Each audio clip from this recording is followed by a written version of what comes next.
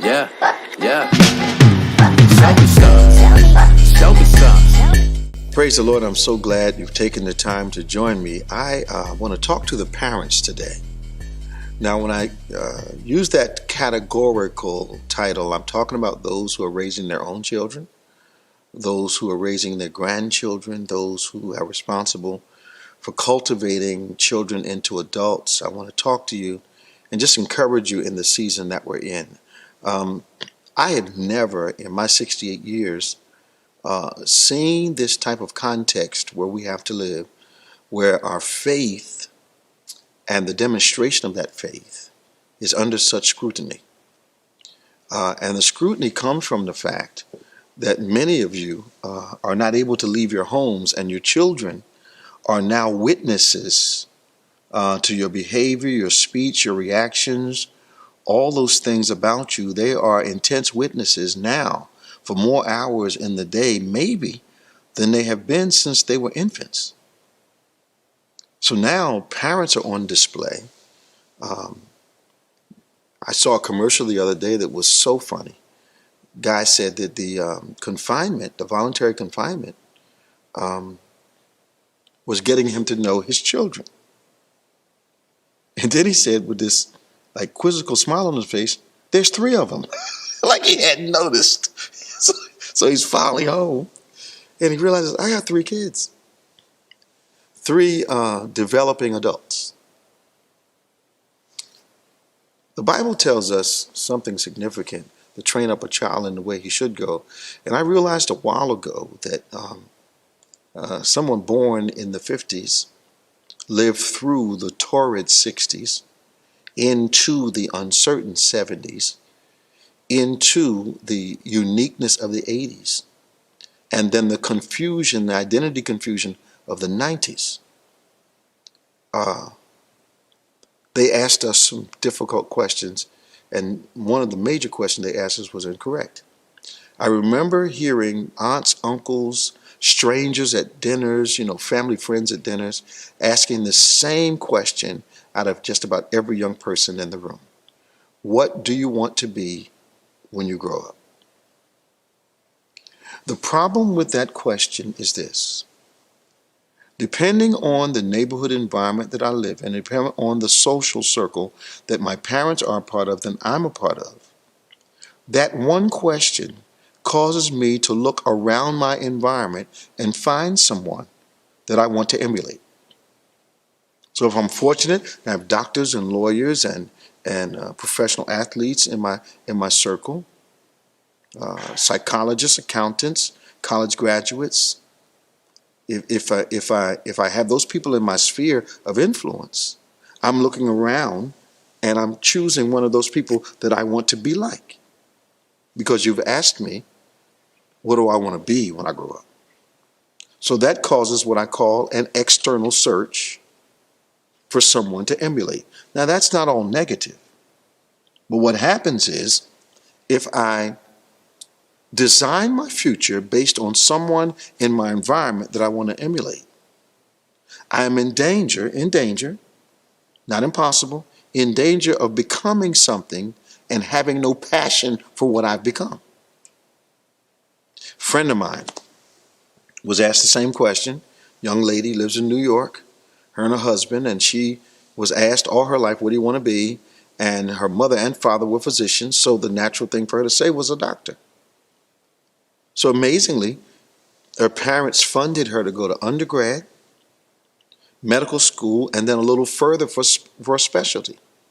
She immediately graduated from school and said she didn't want to practice medicine, and took a job she was unqualified for, because she was driven by, what do you want to be when you grow up? She latched onto something external, something that would be accepted by her parents, and ended up not pursuing her passion. The real question during this time that you're spending with your children, and this question will affect not only their outlook, it will affect their schooling, it will affect their homework, it will affect their behavior in the home, their sense of responsibility, is not what do you want to be when you grow up. The question should be, what problem do you want to solve? You can ask this to a 5-year-old, and the 5-year-old will start searching, not externally, but start searching their hearts for their passion. Now, some people would say passion is not a good thing, but passion can give you an indicator concerning what you would be enthusiastic about and committed to. So you ask them, what problem do you want to solve?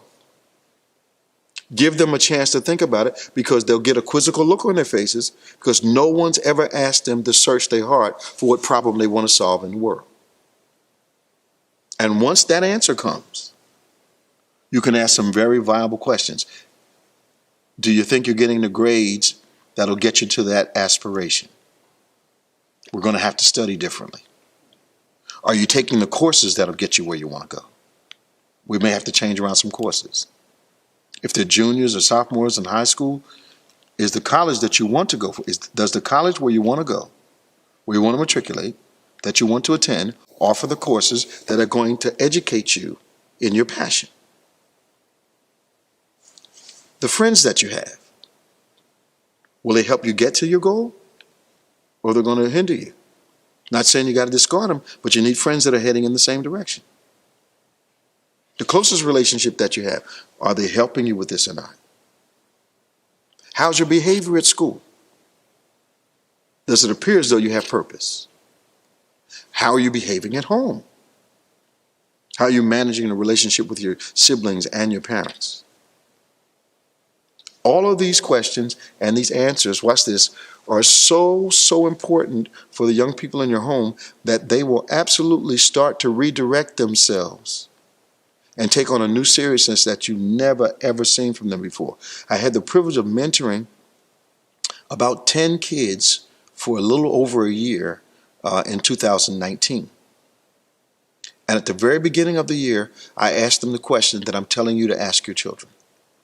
What problem do you want to solve? I didn't say when you grow up, because you need them thinking and behaving towards that goal from the moment you ask them that. A seriousness should come over them, and they start trying to make decisions and have conversations with you and others and peers about the problem they want to solve. And it's a life redirecting question. Parents, that's going to respond, that's going to need a response from you that encourages that. And so it does it like this. One of the students that I had was into music, and they said they wanted to help people. So I said, then you're going to have to, form a foundation. You got to perfect your music, create music that's going to help solve the problem that you have, that you say you want to solve. So their aspiration does not have to be thrown away. How's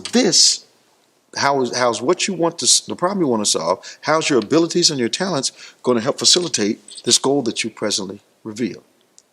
So the question is, it's not what do you want to be when you grow up? The question is, what problem do you want to solve? Write me. Let me know what kind of responses you get. I'm anxious to see you get what my small group produced for me. It was just an amazing time. And parents, I want you to be encouraged, because one of the consistent responses I got from the parents is, I don't know what you're saying to them, but I need you to keep doing it, because my child is changing right before my eyes.